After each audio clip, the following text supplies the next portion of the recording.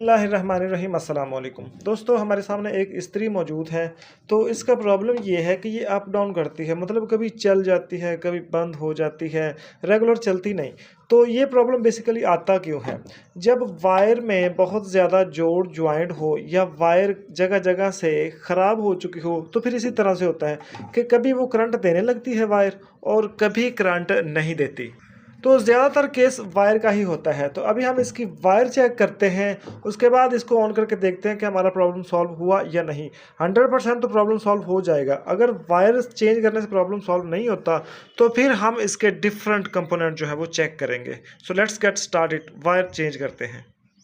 तो इस वायर की जगह पे दोस्तों मैं ये वायर लगाता हूँ और तब तक वीडियो को पॉज करता हूँ।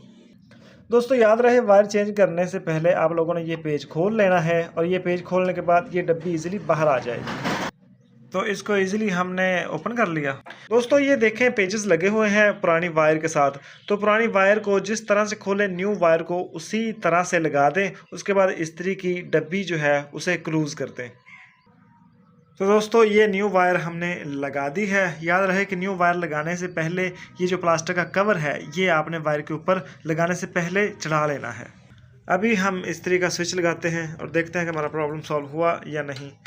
तो ये देखें, इस्त्री जो है वो चल गई है और जिस तरह हम इसे मर्ज़ी करें ये अब बंद नहीं हो रही। तो इसका मतलब है कि हमारा प्रॉब्लम जो है वो सॉल्व हो चुका है। तो ये थी आज की वीडियो। मिलते हैं किसी नेक्स्ट वीडियो में एक नए प्रॉब्लम और उसके सॉल्यूशन के साथ। तब तक के लिए अल्लाह हाफिज़।